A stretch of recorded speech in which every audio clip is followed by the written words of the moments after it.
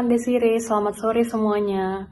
Kita berterima kasih kepada Tuhan karena kita masih dipertemukan dalam rangkaian ibadah ini. Walaupun ibadah ini masih online, tapi kita tetap berterima kasih kepada Tuhan karena Ia telah menyertai kita sampai saat ini.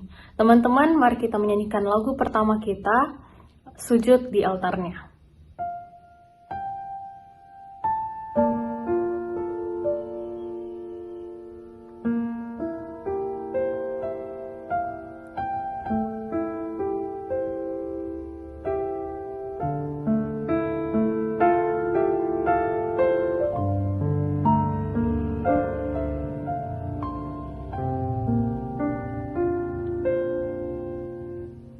Bila hati terasa berat,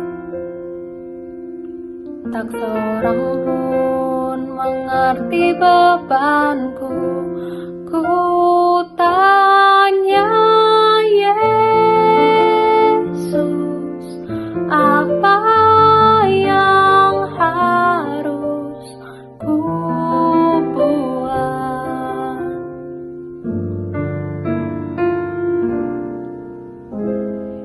Dia berfirman, mari datanglah.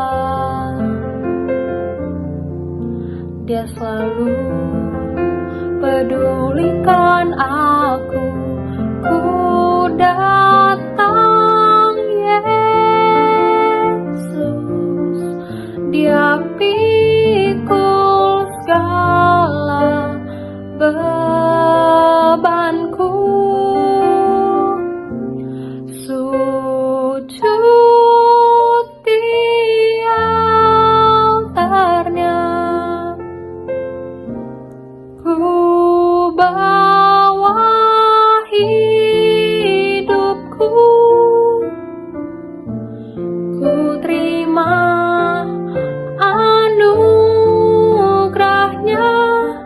Dia ampuniku dan bebaskanku.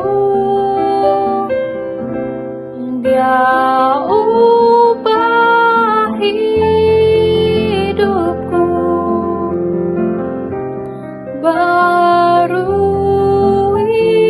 hatiku. Sesuatu terjadi saat datang di altarnya.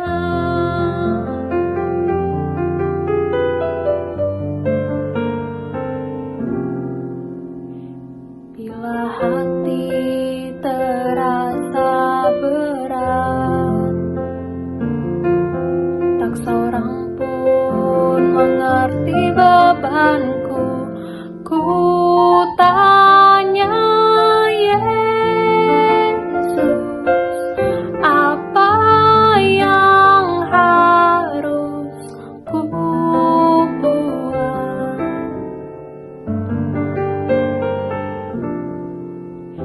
Dia berfirman, mari datanglah. Dia selalu pedulikan aku. Ku datang Yesus, Dia pikul segala bebanku. Sujud di altarnya, ku bawa hidupku, ku terima anugerahnya.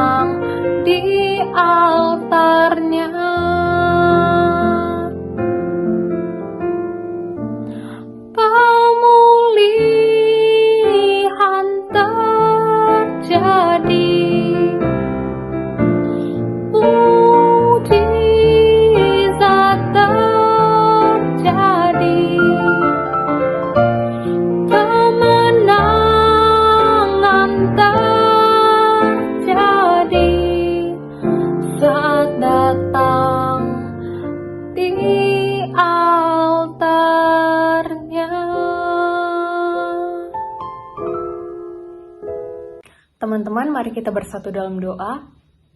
Terima kasih ya Tuhan buat penyertaan-Mu sampai hari ini ya Bapak. Sekarang kami mau memulai ibadah kami. Berkatilah ibadah ini dari awal hingga akhir ya Bapak. Dalam nama Tuhan Yesus kami berdoa dan mengucap syukur. Amin. Teman-teman, mari kita menyanyikan lagu kedua kita dengan penuh sukacita, Allah bangkit.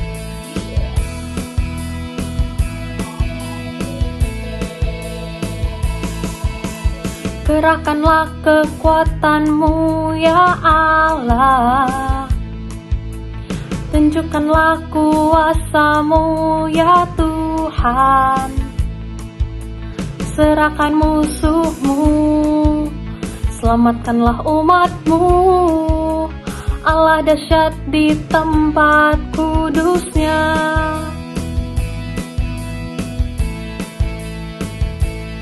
Oh, oh. Kerahkanlah kekuatan-Mu ya Allah, tunjukkanlah kuasa-Mu ya Tuhan. Serahkan musuh-Mu, selamatkanlah umat-Mu. Allah dahsyat di tempat kudus-Nya. Allah bangkit, bersoraklah. Allah bangkit, bernyanyilah. Musuh dikalahkan, umat-Nya dibebaskan. Allah dahsyat di tempat kudus-Nya. Allah bangkit, bersoraklah. Allah bangkit, bernyanyilah. Musuh dikalahkan, umat-Nya dibebaskan. Allah dahsyat di tempat kudus-Nya. Allah bangkit, bersoraklah. Allah bangkit, bernyanyilah. Musuh dikalahkan, umat-Nya dibebaskan. Allah dahsyat di tempat kudus-Nya. Teman-teman, mari kita bermazmur bagi Tuhan. Hari ini kita akan membaca Mazmur pasal 20 ayat 7-8. Sekarang aku tahu bahwa Tuhan memberi kemenangan kepada orang yang diurapinya dan menjawabnya dari sorganya yang kudus, dengan kemenangan yang gilang gemilang oleh tangan kanannya. Orang ini memegahkan kereta dan orang itu memegahkan kuda, tetapi kita bermegah dalam nama Tuhan Allah kita. Teman-teman, mari kita menyiapkan hati kita untuk mendengarkan firman Tuhan pada sore hari ini dengan menyanyikan Kau Tetap Allah.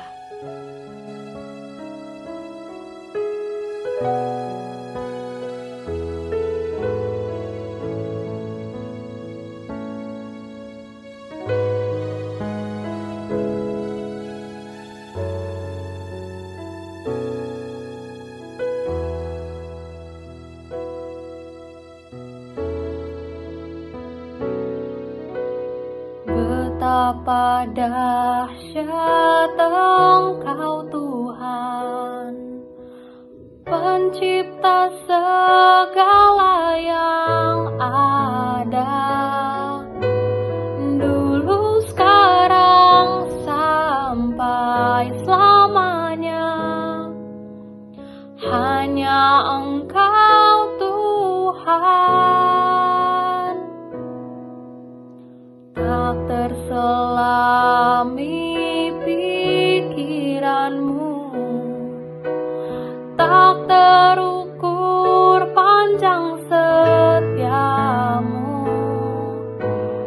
dulu, sekarang, sampai selamanya. Hanya Engkau Tuhan, ku sembah Engkau Yesus, hanya Engkau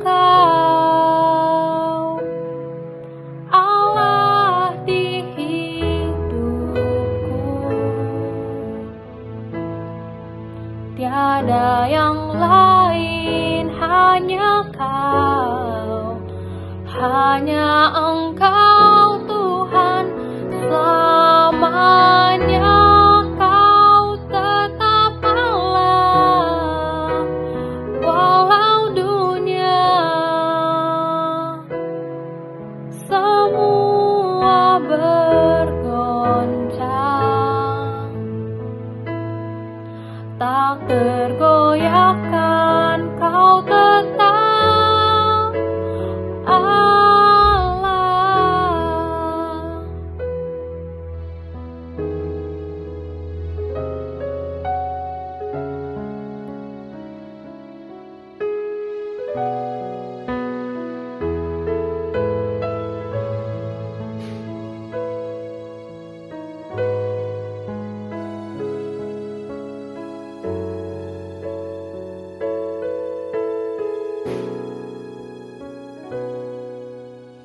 Tak terselami pikiranmu, tak terukur panjang setiamu, dulu, sekarang, sampai selamanya, hanya Engkau Tuhan. Ku sembah Engkau Yesus, hanya Engkau Allah di hidupku, tiada yang lain, hanya Kau, hanya Engkau Tuhan, selamanya Kau tetap Allah, walau dunia semua bergoncang, tak tergoyahkan Kau tetap Allah, Kau tetap Allah, Kau tetap Allah.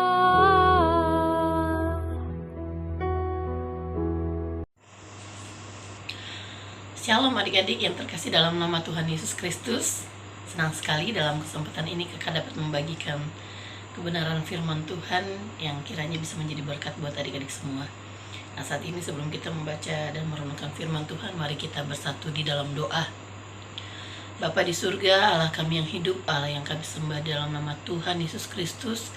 Saat ini kami mau datang dan kami mau mengarahkan hati, telinga, dan pemikiran kami hanya kepada kebenaran firman-Mu. Tolong Tuhan Yesus arahkan kami, berkati kami. Dan di dalam nama Tuhan Yesus kami mau katakan kami siap untuk diberkati melalui kebenaran firman-Mu. Di dalam nama-Mu Tuhan, Tuhan dan Juru Selamat kami yang hidup dan berdoa. Amin. Ya adik-adik, saat ini kita akan merenungkan firman Tuhan. Kita membuka Alkitab kita, itu terdapat di dalam surat Paulus kepada jemaat di Roma pasal yang ke-8. Sebenarnya nanti bisa dibaca dari ayat yang ke-31 sampai ayat yang ke-39, tapi dalam kesempatan ini kakak hanya akan membacakan buat kita ayat yang ke-37. Kita perhatikan Alkitab kita masing-masing. Tetapi dalam semuanya itu kita lebih daripada orang-orang yang menang oleh Dia yang telah mengasihi kita. Sekali lagi, tetapi dalam semuanya itu kita lebih daripada orang-orang yang menang oleh Dia yang telah mengasihi kita.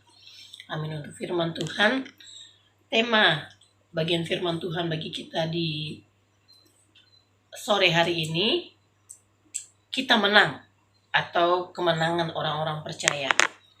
Berbicara tentang kemenangan artinya kita sedang atau sudah menyelesaikan sebuah pertandingan atau peperangan atau situasi di mana kita harus berjuang untuk memperoleh kemenangan tersebut.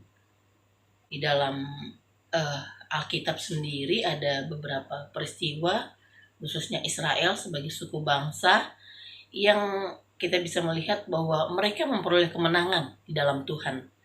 Lalu dalam pribadi-pribadi ya seperti Yosua, kita bisa melihat juga bagaimana Yosua sebagai pemimpin Israel pada waktu itu dengan kekuatan Tuhan memperoleh kemenangan, dapat merobohkan tembok Yeriko. Daud juga seperti itu, ya. Daud, si kecil Daud bisa menang mengalahkan Goliat, tentara Filistin yang gagah perkasa, yang badannya jauh lebih besar daripada Daud. Di dalam perjanjian baru, satu kemenangan yang baru saja kita rayakan bersama, kemenangan yang yang luar biasa itu adalah pada saat Yesus mati di kayu salib dan dia menang atas kuasa maut. Itu dibuktikan melalui kebangkitannya pada hari yang ketiga. Nah, saat ini kita lihat adik-adik dalam ayat yang ke-35 ya, Kakak akan bacakan buat kita semua. Siapakah yang akan memisahkan kita dari Kristus? Penindasan atau kesesakan atau penganiayaan atau kelaparan atau ketelanjangan atau bahaya atau pedang? Nah, ini ya. Kalau dikaitkan dengan masa sekarang ini, kita hidup di masa pandemi sekarang ini merupakan satu peperangan yang kita alami, ya. Ada banyak kesulitan-kesulitan yang kita hadapi pada saat ini, tetapi ayat yang ke-37 ini merupakan jaminan bagi kita, ya. Tetapi dalam semuanya itu, kita lebih daripada orang-orang yang menang oleh Dia yang telah mengasihi kita.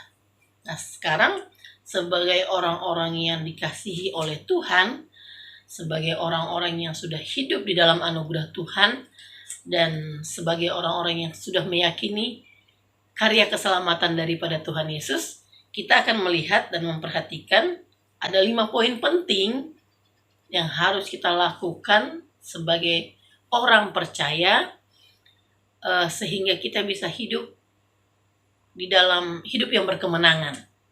Kira-kira apa sih yang harus kita lakukan sebagai anak-anak remaja? Yang pertama, Kakak membagikan kepada kita semua, yang pertama yang harus kita lakukan adalah kita harus setia berdoa. Kita tahu berdoa adalah berkomunikasi dengan Tuhan.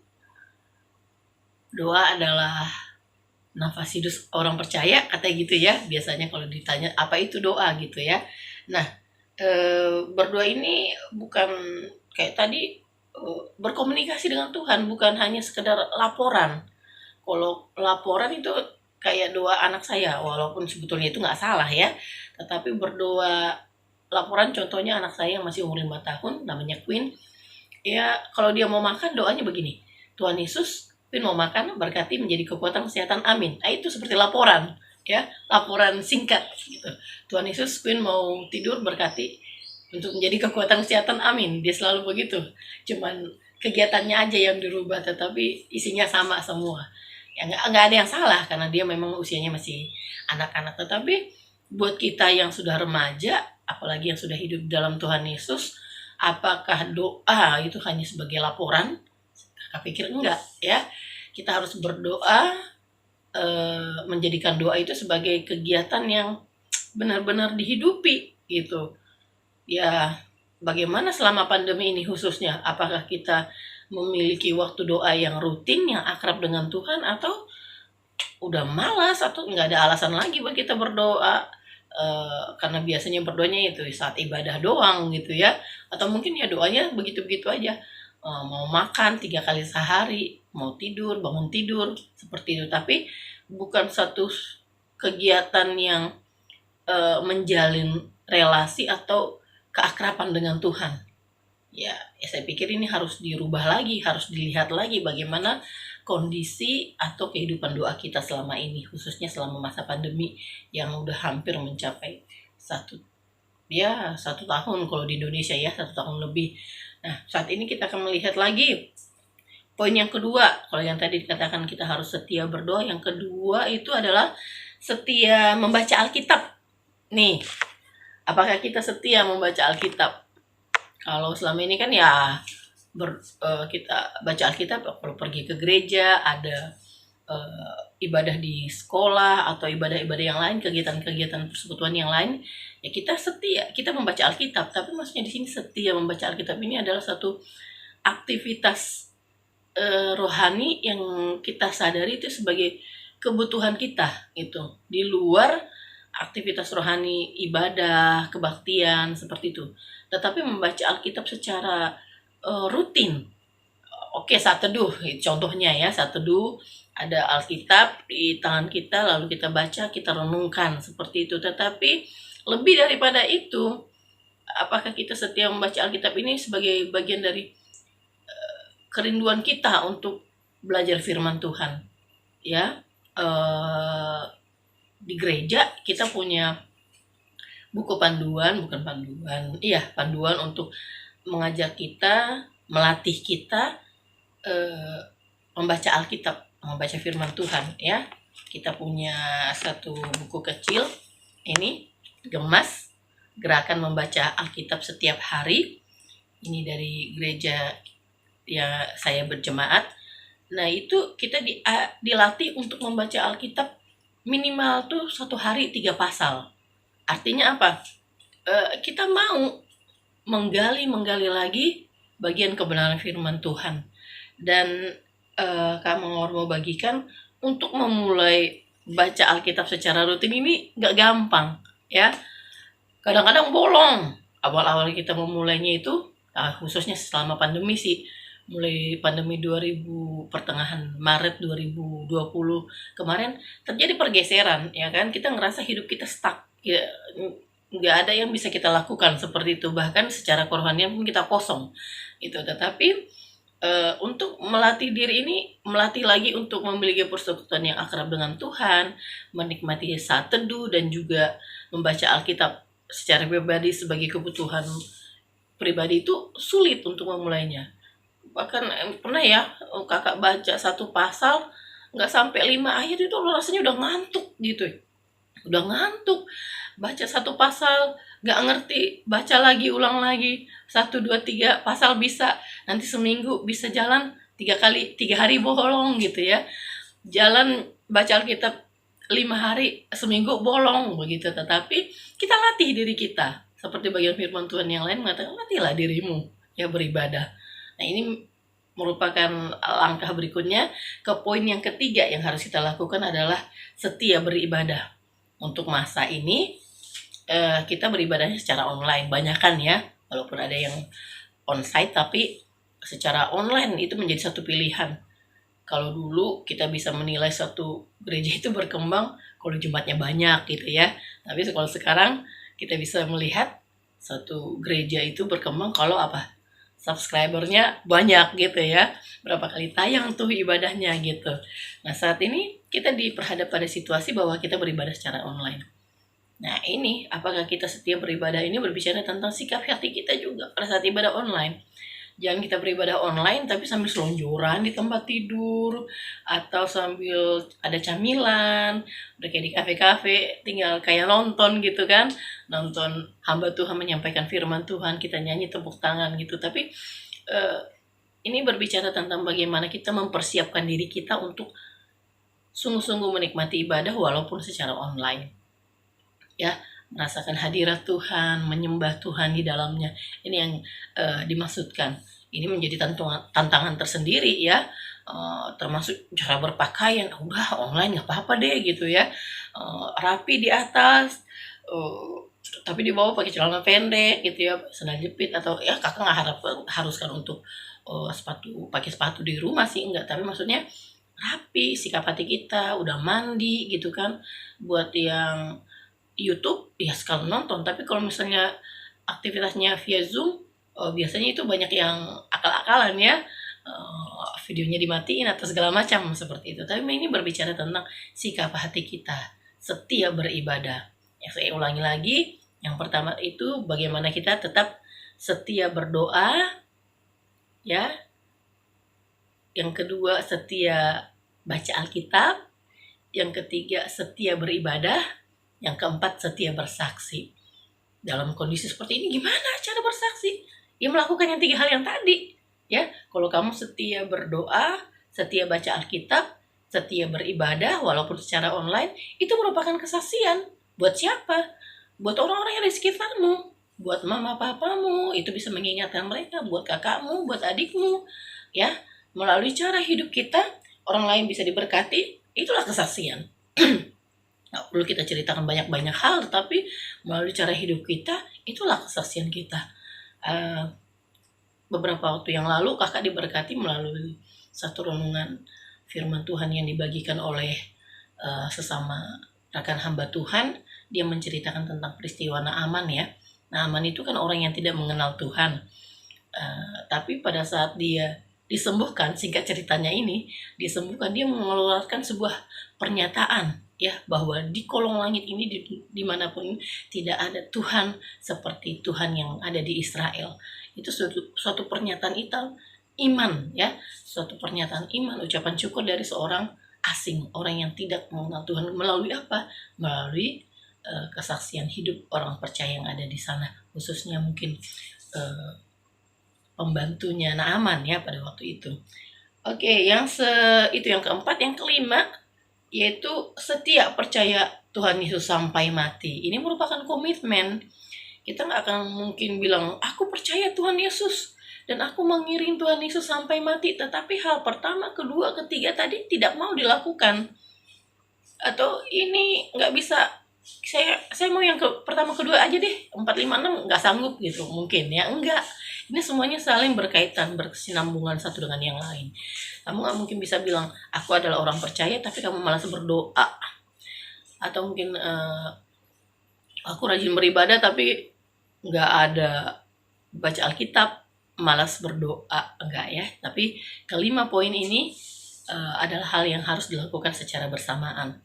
Saya pikir ini bisa menjadi berkat buat adik-adik semua yang ada di rumah, yang sedang mengikuti ibadah secara online, bahwa kita harus melakukan 5 hal ini. Yang pertama, setia berdoa, setia beribadah, setia membaca Alkitab, agak kebalik tapi nggak apa-apa. Yang keempat, setia bersaksi melalui cara hidupmu ya, bagi orang-orang yang ada di sekitarmu. Lalu yang kelima, setia percaya Yesus sampai mati. Ini yang menjadi berkat buat kita semua, sehingga kakak percaya kalau kita sudah melakukan kelima hal ini, kita akan menjadi anak-anak remaja yang hidup penuh dengan kemenangan. Itu yang menjadi imam percaya kakak. Oke adik-adik, selamat melatih dirimu untuk melakukan kelima hal ini. Jangan lupa kalau bisa dicatat ya, dicatat dan mulai dipraktekkan, mulai dibiasakan. Ada kadang-kadang kamu akan merasa gagal, bosan atau lupa, nggak apa-apa, it's okay ya. Tetapi mulai lagi, saat kamu lupa, kamu mulai lagi, komitmen lagi untuk melakukan kelima hal ini. Amin. Untuk firman Tuhan, Kak Mawar akan menutup di dalam doa. Terima kasih Tuhan Yesus untuk kebaikan-Mu. Hari ini kami sudah belajar kebenaran firman Tuhan. Kami mau Tuhan Yesus menolong kami, memberikan kami kemampuan untuk boleh hidup berkemenangan dalam Tuhan dengan cara mendisiplinkan diri kami terhadap 5 hal yang sudah dibagikan tadi. Terima kasih Bapak yang baik. Kami memuji Tuhan, mengucap syukur, dan di dalam nama Tuhan Yesus kami berterima kasih. Amin. Oke, baik adik-adik, kita akan mengakhiri persekutuan kita dalam kesempatan hari ini. Mari kita bersatu dalam doa. Bapa di surga, Allah kami yang hidup, kami bersyukur untuk persekutuan kami hari ini, untuk mulut hati yang bisa memuji dan memuliakan Tuhan. Bahkan kami sudah diberkati melalui kebenaran firman Tuhan, sehingga kami dapat menjadi anak-anak remaja yang tampil sebagai pemenang. Berkati kami semua ya Tuhan. Berkati saat ini juga untuk adik-adik yang dalam masa remaja mereka. Ajar mereka untuk mengandalkan Tuhan, untuk senantiasa menyerahkan kehidupan mereka ke dalam tangan Tuhan. Hamba rindu sebagai anak-anak remaja takut akan Tuhan dan hidup berkemenangan boleh ada dalam kehidupan mereka. Terima kasih Bapak yang baik. Kami berdoa juga untuk setiap masa depan, cita-cita mereka, biarlah kiranya itu boleh seturut dengan rencana Tuhan. Dan akhirnya kami akan mengakhiri persekutuan kami di kesempatan kali ini dengan doa yang diajarkan oleh Yesus kepada murid-muridnya.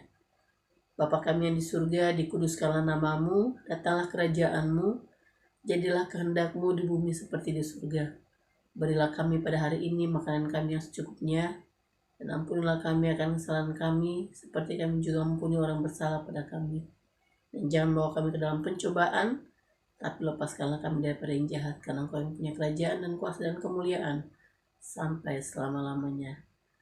Kiranya kasih karunia dan damai sejahtera daripada Allah Bapa melalui putranya Yesus Kristus, serta persekutuan dengan Roh Kudus yang manis, akan senantiasa ada dan nyata dalam kehidupan kita saat ini sampai selama-lamanya.